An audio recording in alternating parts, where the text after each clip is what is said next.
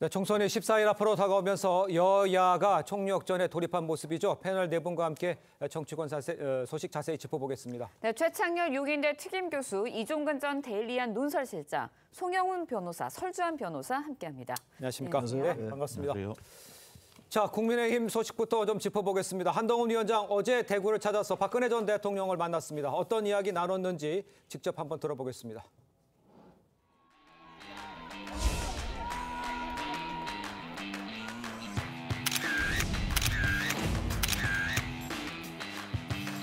박 전 대통령님 제가 찾아뵙고 국정 전반과 현안들 그리고 살아오신 이야기들이라든가 여러 가지 얘기에 대해서 제가 굉장히 좋은 말씀을 들었습니다. 따뜻한 말씀을 많이 해주셨고 저도 대단히 감사하다는 말씀을 드렸습니다. 자, 한동훈 위원장 5일 만에 대구를 다시 찾아서 자신이 수사했던 박근혜 전 대통령을 만난 거 보수층 표심을 결집하려 한 거 아니냐 이런 해석이 나오는데 이종근 평론가께서 어떻게 보십니까? 맞습니다. 보수층 결집을 해야 될 시점이라고 아마 당에서 판단한 것 같습니다. 네. 일단 보수정당 대표가 그 정당에서 배출한 전직 대통령을 만나는 것은 하나도 이상할 것은 없죠. 네. 그런데 여기서 눈길을 끄는 게 전직 검사 시절의 피고인, 그러니까 국정농단 사건의 검사와 피고인 신분이었잖아요. 그렇다면 특히나 대구를 중심으로 해서 보수 유권자들이 바라봤을 때 그것이 어떻게 치유될 수 있는가, 네. 그런 장면으로서 사실상 하나의 어떤 모멘텀을 가지려고 한 것이고, 여기서 박근혜 대통령만 만난다가 아니라 박근혜 대통령도 만났다. 이게 더 중요한 것 같아요. 즉 선거를 위해서는 내 편 만들기거든요. 네. 한 사람이라도 한 정파라도 한 지역이라도 내 편을 만들어 나가는 과정 속에서의 한 장면이었다. 이렇게 판단한 것 같습니다. 알겠습니다. 네, 그렇지만 보수 지지층 결집에 주력하는 듯한 한동훈 위원장의 행보, 중도층에서는 어떻게 바라볼지도 관심입니다. 중도층 표심에 어떤 영향을 줄까요? 한동훈 위원장이 뭐 박근혜 전 대통령 만나는 것 자체에 대해서는 그렇게 비판할 건 아니라고 봐요. 네. 같은 진영 내에서 만날 수 있는 건데 좀 아니한 인식이라고 생각합니다. 지금 이제 박근혜 전 대통령을 만나는 게 박근혜 전 대통령은 지금 사면 복권은 됐습니다만 예. 실형이 확정돼 가지고 수감이 됐었잖아요. 네. 수감이 되고 사면 복권이 된 건데 중도층 표심엔 썩 그렇게 유리하게 작용할 것 같지는 않아요. 보수층 결집엔 뭐 괜찮겠죠. 예. 그러나 지금 워낙 지금 판세가 안 좋다는 거 아닙니까? 지금 다들 그렇게 얘기하는 거잖아요. 뭐 국민의힘이 지금 안 좋다는 건데 가서 박근혜 전 대통령을 만나는 게 중도층에게 어떻게 보였을까? 그 자체가 나쁘게 보였다기보다는 한가하구나. 아직도 이번 이 선거 판세에 대해서 너무 안이한 인식을 갖는 게 아닌가라는 생각을 할 수가 있어요. 그래서 전 전반적인 그 중도층 표심에는 그렇게 좋은 영향을 주지 않았을 거라고 생각합니다. 알겠습니다. 네. 보수층 결집에는 도움이 되겠지만 중도층에는 아직 물음표가 붙는다 이렇게 지적을 해주신 것 같습니다. 자, 국민의 미래 선대위원장으로 합류한 이뇨한 위원장 어제 첫 공식 일정으로 백령도를 찾았습니다. 영상 보겠습니다. 개인 자격으로 8년 전에 여기를 들렀는데 너무 감동스럽고 우리가 이 46명의 희생을 우리 후손한테 가르치고 또 그 후손한테도 가르치고 영원히 이분들을 마음속에 갖고 있어야 된다는 생각을 가졌습니다. 우리 아들이 24살인데 그냥 하루아침에 그 자식이 없어지면은 어떤 마음일까라는 걸 한번 헤아려 봤습니다. 자, 천안함 폭침 14주기였던 어제 이뇨한 위원장 1박 2일 일정으로 이제 백령도를 방문했죠. 첫 일정 안보에 방점을 둔 것이다. 이렇게 이해를 하면 되겠습니까, 변호사님? 그렇습니다. 예. 또 안보를 중시하는 국민의힘의 비례정당인 국민의 미래 선대위원장 아닙니까? 그렇죠. 그러니까 이뇨한 선대위원장의 일종의 투톱으로서 저런 그 추모 행사에 참석하는 거는 뭐 너무나 당연한 것 같고요. 네. 이게 지금 이재명 대표의 행보하고는 좀 많이 대비가 되는 것 같습니다. 지난주 금요일에 서해 수호의 날 행사가 있지 않았습니까? 네. 그때 이제 이재명 대표가 서산, 당진, 그다음에 아산까지 갔는데 그 바로 위에 평택에서 하는 서해 수호의 날 행사는 애써 외면하고 불참했다는 그런 평가가 많이 있죠. 예. 이재명 대표가 아무래도 그 행사에 가기는 어려웠을 것으로 보이는 것이 그 민주당의 지금 천안함 막말 논란 또 천안함 음모론의 과거에 가담했다는 평가를 받는 후보들이 여럿 있지 않습니까? 대표적으로 뭐 권칠승 후보라든가 노종면 후보라든가 조한기 후보라든가 박선원 후보라든가 그렇게 논란이 되는 인사가 다수이기 때문에 예. 과연 이재명 대표가 서해 수호날 행사에 떳떳하게 참석할 수 있겠는가 예. 그런 분석도 많이 있고요. 그런 점에서 이뇨한 위원장 행보는 많이 대비되는 측면이 있는 것 같습니다. 알겠습니다. 네, 최근 이제 총선이 가까워지면서 한동훈 체제, 한동훈 원톱 체제가 보완이 좀 필요한 거 아니냐 이런 이야기들이 국민의힘 내부에서도 좀 나오고 있습니다. 이뇨한 위원장이 보완 역할을 좀 해줄 수 있을까요? 어떻게 보세요? 근데 현행 선거법상으로 봤을 때도 좀 한계가 있어 보이거든요. 그러니까 지금 인요한 위원장은 국민의 미래의 선대위원장이거든요. 그렇죠. 그렇기 네. 때문에 국민의힘에 대한 지역구 선거구 후보자에 대한 선거운동을 할 수가 없습니다. 그렇다고 한다면 선거법상 명확한 한계가 있고 또 저는 이 위원장이 혁신위를 통해서 과거 혁신위 위원장으로서 역할을 하면서 어떤 국민들에게 많이 보여준 모습이 있었지만은 결국 그 혁신위가 용두사미꼴로 끝나버렸었거든요. 예. 그렇다고 한다면 어떠한 인요한 위원장이 가져올 수 있는 새로운 참신성이라는 부분에서는 굉장히 좀 떨어지지 않느냐. 예. 오히려 저는 이런 부분에서 뭐 한동훈 위원장은 비대위원장은 좀 부인을 했습니다만은 저는 유승민 의원이라든지 지금까지와는 국민의힘이 가는 방향과는 약간 다소 다른 방향의 어떤 인물을 네. 저는 그 선거 운동에 있어서 또 다른 스피커로 활용하는 것이 어떨까라는 예. 제안을 한번 해봅니다. 알겠습니다. 네. 또 다른 스피커의 뭐 유승민 의원을 얘기를 했습니다만 글쎄요, 여당 내에서 조금 더 많은 스피커가 있어야 된다는 지적에 대해서는 어떻게 생각하시는지. 유승민 후보 같은 경우, 아니 유승민 예. 의원 같은 경우에는 가능성이 있는지 이건 어떻게 보십니까? 두 가지인데요. 하나는 뭐냐면 왜 지금 원톱만 고집하느냐라는 거 아닙니까? 그런데 한동훈 비대위원장이 되자마자 2월 20일 날 한 게 뭐냐면 예. 전 당원 언행 경계령을 내렸습니다. 왜? 지난 4년 전에 중구난방으로 리스크가 굉장히 커졌어요. 언행의 실언과 망언이 이어졌습니다. 대표적으로 차명진 후보가 한 말, 뭐 세월호 등등 뭐 언급할 수 없는 그런 발언들이 당시 수도권에 어마어마한 영향을 미쳤거든요. 이러한 그런 그 리스크들을 지금 통제하고 관리하고 그다음에 자신의 집중함으로써 사실상 하나의 어떤 메시지의 통일성, 일관성을 지금 보여줬다는 점에서는 원톱이 나쁜 건 아닙니다. 그런데 그 너무 혼자서만 하는 게 아니냐, 선거에 여러 가지 어떤 포지션이 필요한 게 아니냐, 이런 점에서 사실 조금 더 적극적으로 나서야 될 사람들이 제가 보기에는 원희룡, 나경원, 안철수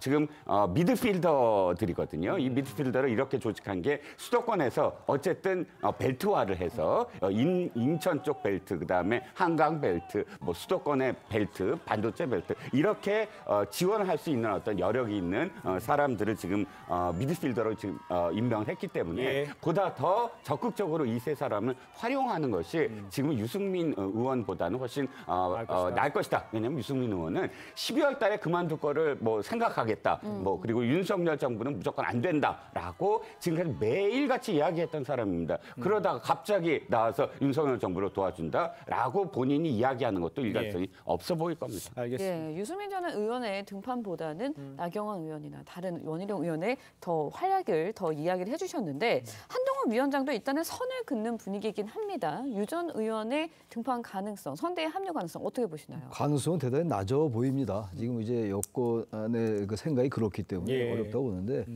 저는 조금 이종근 평론가하고 조금 생각이 다른 게 네. 유승민 전 의원이 이제 윤 정부 비판을 많이 했죠. 근데 네네. 지금 워낙 정권 심판론이 이 선거에 완전 프레임으로 등장을 했잖아요. 지금 예. 그렇다면은 정권 심판론을 여권 내에서 좀 희석을 시켜줘야 돼요. 여권 내에서. 조국 혁신당이 저렇게 뜨는 이유가 뭐겠어요?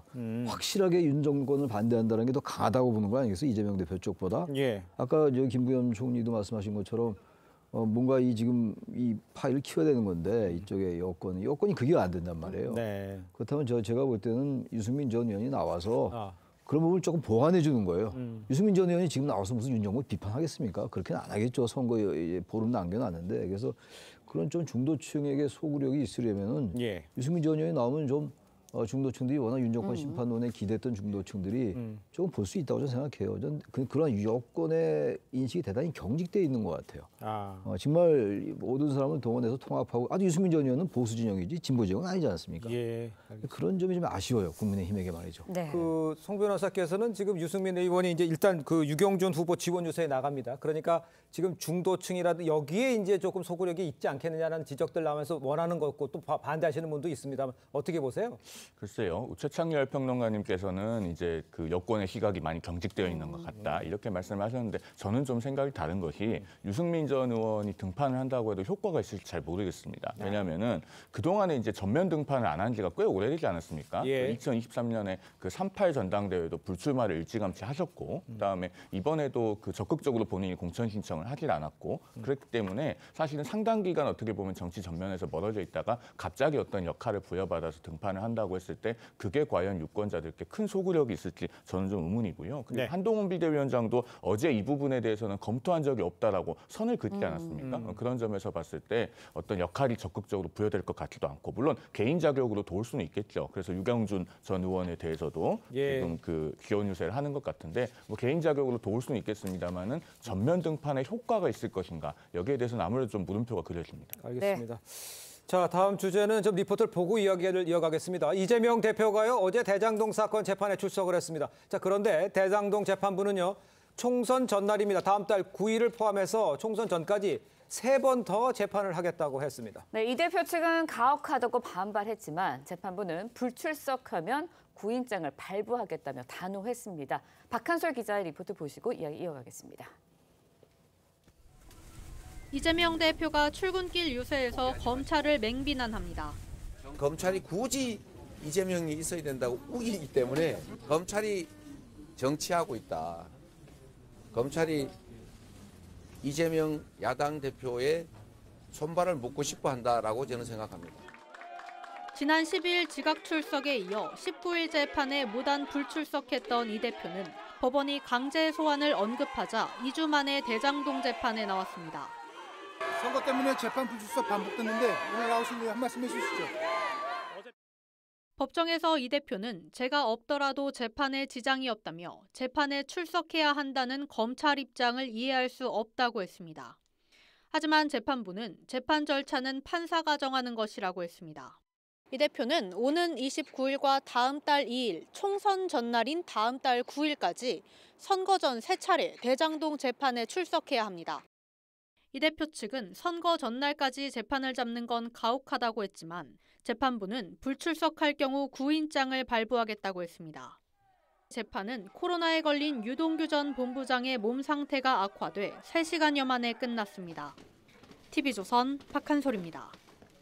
자, 지금 리포트 들으셨습니다만 설 변호사께 이걸 여쭤볼게요. 아까 리포트에도 나왔습니다만 자신이 없더라도 재판에 지장이 없다. 이렇게 주장한 것에 대해서는 어떤 식으로 변호사로서는 어떤 느낌이 받으셨습니까? 이게 상당히 뭐 비일비재한 일은 아닙니다. 보통의 그렇습니까? 일반적인 재판에서 뭐 피고인이 예를 들어서 상피고인이 있는 경우에, 그러니까 상피고인이라는 게 같이 재판을 받고 있는 피고인이 있는 경우에 예. 내가 없어도 이 재판 진행할 수 있지 않겠습니까? 라고 하는 경우는 거의 없어요. 왜 그러냐면 일단은 원칙적으로는 피고인이 출석을 하는 것이 지금 형사재판의 원칙이고요. 네. 그다음에 불가피한 경우, 질병 등의 사유로 불가피한 경우에 불출석을 허가를 받아가지고 이렇게 재판을 불출석할 수가 있는 것인데 예. 지금 같은 경우에는 이재명 대표가 이제 선거 일정, 정치 일정을 이유로 해가지고 재판부에 조금 양해를 구하고 있는 것인데 생각해 보면 이재명 대표 이 재판이 지난 9월 같은 경우는 단식. 그다음에 1월에는 이제 피치 못할 어떤 테러로 인해서 굉장히 지연된 상황이기도 해요. 네. 그렇다고 한다면 이걸 계속 재판장이 또 정치적인 일정에 따라서 연기를 해주는 것이 또 국민들이 봤을 때도 이 재판 또 언제까지 하는 것이냐. 그리고 너무 야당 대표이기 때문에 특혜를 요구하는 거 아니냐라는 거에 대해서 재판장이 또 허가를 해주면 또 그에 대한 또 비판도 면할 수가 없기 때문에 그렇죠. 그냥 원칙대로 하는 것이다라고밖에 볼 수 없을 것 같습니다. 예. 네, 일단 뭐 대장동 사건 재판부 당장 내일 모레입니다. 29일 그리고 다음 달 2일 또 총선 전날인 9일까지 예외 없이 공판 진행하기로 했습니다. 그리고 앞서서 말씀해 주셨듯이 특혜라는 이야기 나오기 때문에 그냥 원칙대로 하겠다라는 게 재판부의 입장이거든요. 어떻게 해야 합니까? 이재명 대표는 원칙대로 출석을 해야 되겠죠. 물론 그동안에 워낙에 불출석을 많이 했기 때문에 출석을 과연 정상적으로 할지 좀 물음표도 그려집니다만은 출석은 피고인 의무입니다. 그리고 그동안에 보면은 작년 10월에 그 재판을 안 나가면서 국정감사에 가야 된다고 했어요. 그런데 국정감사 도 안 나간 일이 있었습니다. 그리고 그 재판에 지각 출석한 일이 있었죠. 오전에 못 나가겠다고 해서 재판부가 휴정을 하고 오후에 개정을 하니까 오후에 출석을 해서 그나마 출석으로 처리가 된 일도 있었고 지난주에는 2번을 무단 불출석했습니다. 이런 상황에서 만약에 남은 재판에 또 불출석을 하게 되면은 재판부도 정말 이제는 강제 소환, 그러니까 구인장 발부에 나설 것이고 또 선거에도 악영향이 있지 않겠습니까? 특히나 투표 전날에도 지금 공판이 있는 상황인데 정말 정면으로 불출석하는 모습을 보인다. 국민들께서 굉장히 안 좋게 보실 거고 그것에 대해서는 상당한 수준의 어떤 폭풍을 감수해야 되지 않을까 그런 생각이 듭니다. 알겠습니다. 네. 자, 이 대표는요, 윤 대통령을 향한 공세 수위도 지금 높이고 있죠. 이정섭 호주 대사 출국 문제, 이거를 미국 닉슨 대통령 하에 이어진 워터게이트 사건에 비유하기도 했어요. 그러면서 이제 특검, 국정조사를 함께 언급을 했습니다. 최 교수님은 어떻게 이런 강하게 나오는 거, 워터게이트까지 비유를 든 거, 이런 것들은 어떻게 평가를 하십니까? 요즘 이제 이재명 대표의 발언 수위가 굉장히 높아지고 있어요. 그러니까. 까내기 얘기도 했고, 이재명 대표뿐만이 아니라 지금 범야권에서 상당히 이제 윤 대통령 임기를 단축할 수 있다 이런 얘기도 했단 말이에요. 그렇죠. 임기 만약에 이제 200석이 된다면 그렇게 하겠다라는 건데. 예. 선거 앞두고 지금 워터게이트까지 소환하는 건 이건 좀 과한 것 같아요. 제가 봐도 이종섭 전 국방부 장관을 말하자면 이 사건의 핵심 피의자인데 핵심 피의자를 호주 대사로 발령낸 거에 대해서 저도 뭐 대단히 비판적입니다. 예. 지금이라도 저는 이 선거 공학적으로 봐도 이종섭 대사건은 더 전향적으로 해야 될 것 같은데 뭐 그럴 것 같지는 않아 보이긴 해요. 아무튼 뭐 여권의 생각이니까 좋은데 이재명 대표가 이 부분을 이렇게 닉슨 대통령 하야로 연결시키는 게 이제 결국은 180석 내지 200석을 만약에 얻게 된다면 그렇게 될지 안 될지 모르겠습니다만 그렇게 되면 탄핵에 나설 가능성이 대단히 높은 것 같아요. 워낙 이 탄핵 관련 얘기가 너무 많이 나옵니다. 지금 선거 전에. 이런 부분들은 중도층에게도 좀 거부감을 줄 수가 있어요. 우리나라 유권자나 국민들께서는 이 탄핵에 대해서는 굉장히 조심스럽습니다. 네. 과거에 뭐 2004년도 17대 총선도 노무현 전 대통령 탄핵 때문에 열린우리당이 엄청난 데서 과반을 얻었단 말이죠. 그런 것 때문에 저는 이건 선거 전략적으로도 맞지 않는 것 같고 물론 이 이종섭 대사건을 지금 이렇게 가는 거에 대한 비판 여론이 많습니다만 그렇다고 미국의 닉슨 대통령 하야와 연결시키는 거 이건 저는 썩 좋은 전략도 아닌 것 같고 당위적으로도 이건 썩 바람직하지 않다고 생각합니다. 알겠습니다. 네. 이 대표의 발언 수위가 이제 높아지면서 부적절한 비유 논란도 이어지는 모양새입니다. 현 정부를 비판하는 과정에서 의붓 아버지 계모 비유까지 나왔는데요. 직접 들어보시죠.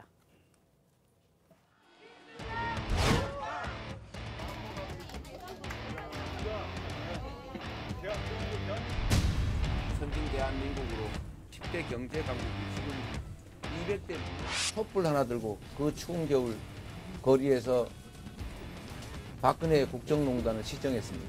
전 세계에 없는 무혈의 평화혁명을 만들어낼 만큼 역량 있는 위대한 국민들이십니다.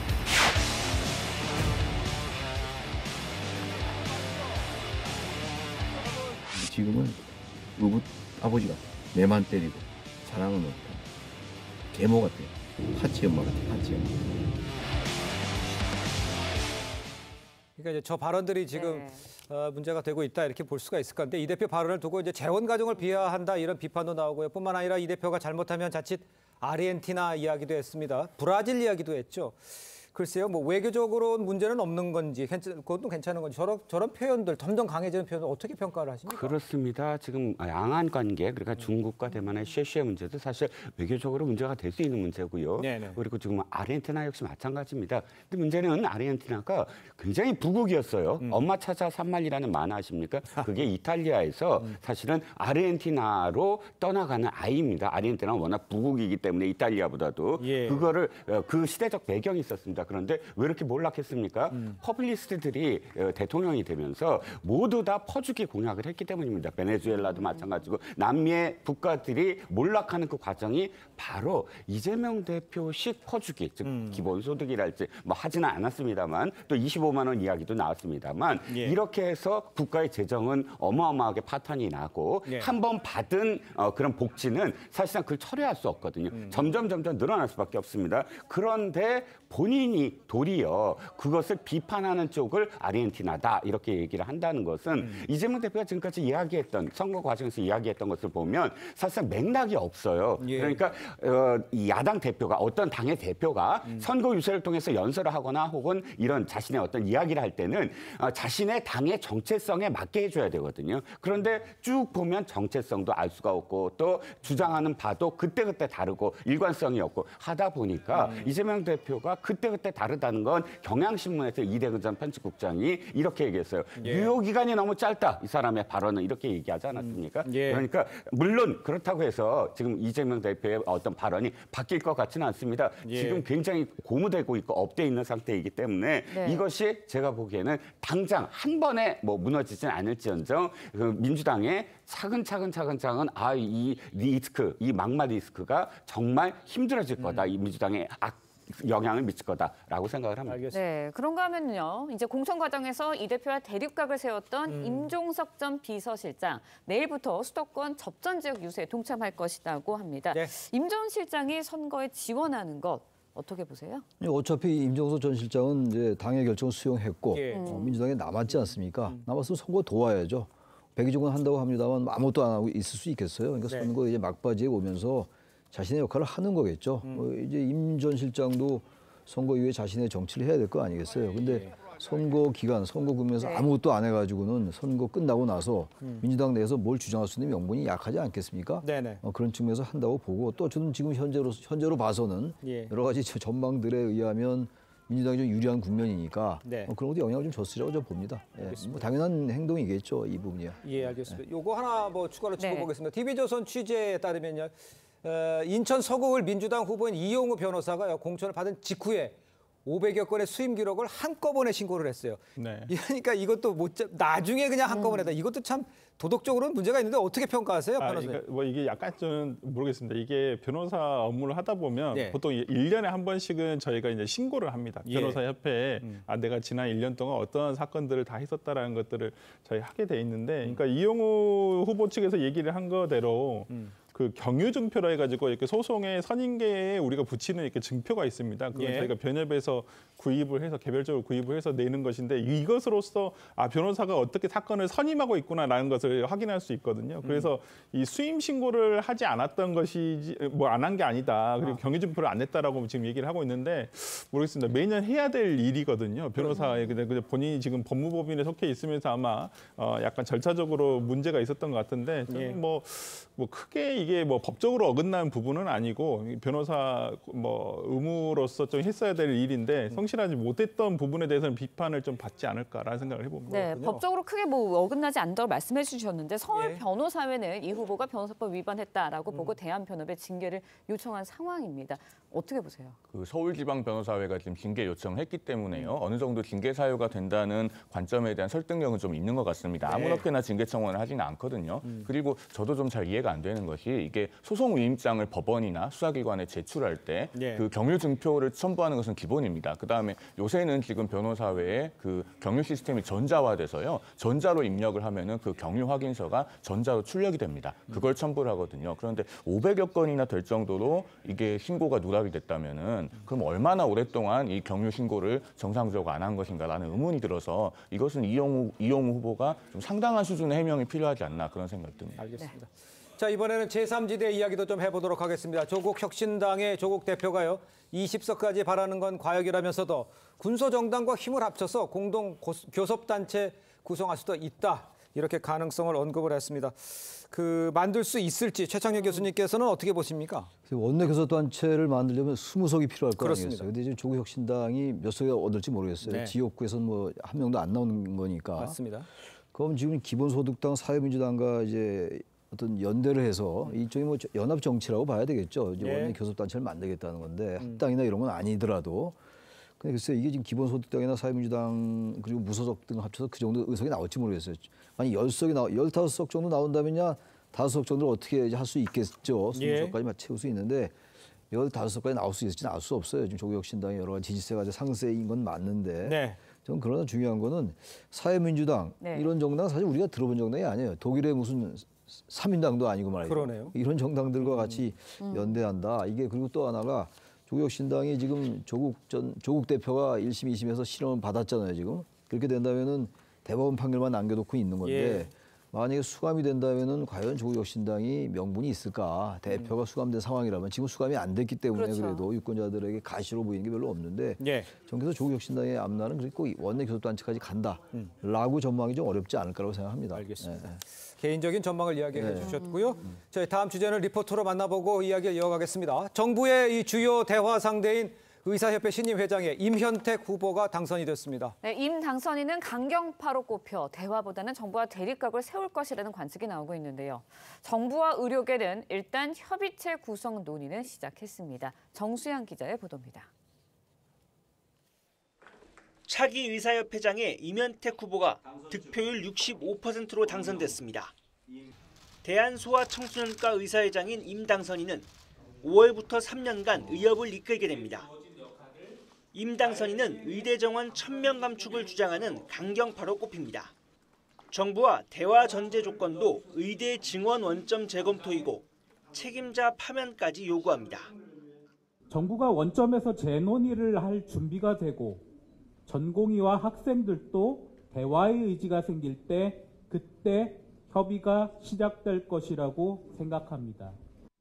반면 정부는 2000명 증원을 못 박은 상황이어서 양측이 접점을 찾기는 쉽지 않은 상황입니다. 윤 대통령은 의료계에 대화에 나서달라고 호소했습니다. 일부 의대 교수들이 어제부터 사직서를 제출하기 시작했습니다. 의료 개혁을 위한 정부와의 대화에 적극 나서주시기 바랍니다. 2000명 증원 규모는 유지하고 대신 보건의료 분야를 안보 치안과 같은 반열에 둔 과감한 재정 투자와 의료 예산 논의에 의료계 참여를 제안했습니다. 한덕수 총리는 서울대병원에서 의료계 관계자를 만나 협의체 구성 논의를 시작했습니다. 이 자리에 전공의 협의회와 의대 교수 협의회는 불참했습니다.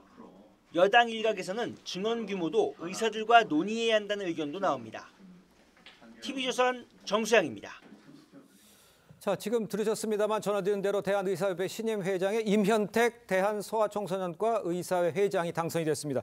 강경파로 분리가 되는데 더 투쟁이 협상보다 투쟁이 더 강화되는 건 아니겠습니까? 네, 그렇습니다. 임 후보가 60%가 넘는 지지를 받았어요. 네. 그렇다면 또 지금까지 주장해왔던 게 정원을 더 줄여야 된다. 뭐 1000명을 더 줄여야 된다. 이 정도면 거의 뭐 완전 강경합니다. 네. 그런데 어차피 지금 의협 쪽에서는 강경한 쪽으로 선택을 했으니까 보다 더 충돌할 텐데 가만 들여다보면 사실 이 협회가 여러 가지 층위가 있습니다. 의대 교수협회도 따로 있고 전공의협회도 따로 있고 물론 지금 협의체에는 이 두 단체가 포함되지 않았습니다만 그럼에도 불구하고 협의체가 이루어지고 또 이 대화의 어떤 물꼬가 튀어진다면 의사협회와 결을 달리할 수 있는 그런 의사들의 어떤 집단이 생겨날 수 있다고 보고요. 네. 지금은 협의체가 시작이 됐다는 것에 저는 조금 더 방점을 두고 싶습니다. 네. 대화보다는 강경한 도서로 좀 나가지 않겠냐는 말씀해 주셨는데 윤 대통령 보건의료에 과감한 투자 이야기했고요. 의료계 향해서 내년도 예산도 논의하자고 했고요. 또 의료 개혁에 대해서도 구체적으로 논의하자라고 언급을 한 상황입니다. 의료계를 설득하는 데 도움이 될까요? 어떻게 보세요? 도움이 전혀 안 되지는 않겠죠. 그런데 역시 다들 말씀하는 거긴 합니다만 의대 정원 문제예요. 의대 정원을 얼마나 늘릴 것이냐의 문제인데 지금 보세요. 지금 대한의사협회 이분 새로운 회장 이분 얘기는 뭐 1000명 정도 얘기하고 있는 거 아니에요? 이거는 협상을 하기 위한 카드겠습니다만 지금 정부의 태도가 2000명에서 한 명도 양보할 수 없다라는 거 아니겠어요? 네. 그렇게 해서 협상하기가 어려워요. 여러 가지 지금 조건을 좋은 얘기를 많이 했어요. 대통령이 윤 대통령이 많이 말씀을 했는데 지금 의료계에서는 이런 부분들에 대해서 문제를 제기하는 게 아니거든요. 의대 정원이 너무 한꺼번에 늘어난다는 거잖아요. 예. 의대 정원 문제에 대해서도 의료계는 처음엔 한 명도 안 된다고 그랬다가 0명이라는 얘기는 아니다. 증원 전혀 하지 말라는 얘기는 아니다라고 얘기하고 있는 상황이기 때문에 일단 정부도 2000명에서 양보할 수 있다는 그런 메시지를 줘야 돼요. 그래야지 저기 타협 테이블에 앉을 수 있지 않겠어요? 네. 2000명에서 한 명도 양보할 수 없다라고 하면 계속 의료단체에 의사단체에 명분을 주는 겁니다. 선거 얼마 안 남았죠. 이게 선거하고 연관 안 시킬 수가 없잖아요, 현재. 그렇죠. 근데 이 상태에서 어떻게 저는 왜 이렇게 고집을 하는지 모르겠어요. 2000명에서 좀 양보한다고 얘기하고 그런 다음에 앉아서 그 서로 타협하면 될 거 아니겠어요? 그래야지 뭔가 물꼬가 튀는 거 아닙니까? 물꼬가 좀 튀어가는 것 같긴 한데 이대로 간다면 다시 원점으로 돌아가는 거거든요. 게다가 지금 강경파가 이렇게 들어왔으니까 이 강경파 이면택 이런 이 회장 이분에게 또 더 명분 줄 수가 있다고요. 예. 정부가 조금 더 열린 마음으로 유연성을 가지고 탄력적으로 대처하는 게 예. 여러 가지 좀 좋지 않냐고 생각합니다. 선거에도 그렇고 국민의힘 입장에서 말이죠. 알겠습니다. 그런 말씀드립니다. 예. 설주환 변호사께 이렇게 여쭤볼게요. 지금 네. 한덕수 총리가 이제 만나서 얘기를 하려고 하고 있고 또 만나고 있잖아요. 근데 그 전공이나 의대 교수는 또 참여를 하지 않았어요. 그러니까 이제 반쪽짜리 아니냐. 누구하고 도대체 어떻게 협의를 해야 되냐 이런 문제가 있는데 이걸 어떻게 풀어야 됩니까? 그러니까 이 의사협회가 대한의사협회라는 것도 이게 대한변호사협회라는 건 다른 단체입니다. 그러니까 법정 단체가 아니에요. 그러니까 대한변호사협회 같은 경우는 대한민국에서 변호사를 하는 모든 사람들이 회원으로 의무적으로 가입할 수밖에 없는데 네네. 대한의사협회는 회비를 낸 회원만 가입을 자의적으로 할 수가 있는 거예요. 그러니까 지금 대표성이 그러니까 다 흩어져 있는 거죠. 특히나 대한변호사협회 같은 경우는 개원이 중심이고요. 지금 전공의가 중심이 된 전공의협회가 있고, 그다음에 지금 의대 교수 협회라는 게 또 있는데 지금 네. 이런 부분들이 다 어떤 대표성을 가진 사람들이 다 같이 들어오지 않게 되면 이게 하나의 어떤 의견을 어떤 단체에서 의견을 제시할 수 없기 때문에 지금으로서는 저는 뭐 지금 현 상황에서는 이 전공의 특히 제일 문제가 되고 있는 게 전공의와 의대 교수의 어떤 의견들이 들어와야 되고 그렇죠. 지금 문제가 되고 있는 것은 이제 숫자에 갇혀버린 거죠. 2천이라는 숫자에 지금 정부가 갇혀 있기 때문에 여기에 네. 대한 유연성을 발휘해야지만 어떤 진짜 얘기가 시작될 수 있을 것이다. 저는 그렇게 봅니다. 알겠습니다. 네. 자, 오늘 말씀 여기까지 듣겠습니다. 고맙습니다. 네, 고맙습니다. 감사합니다. 네.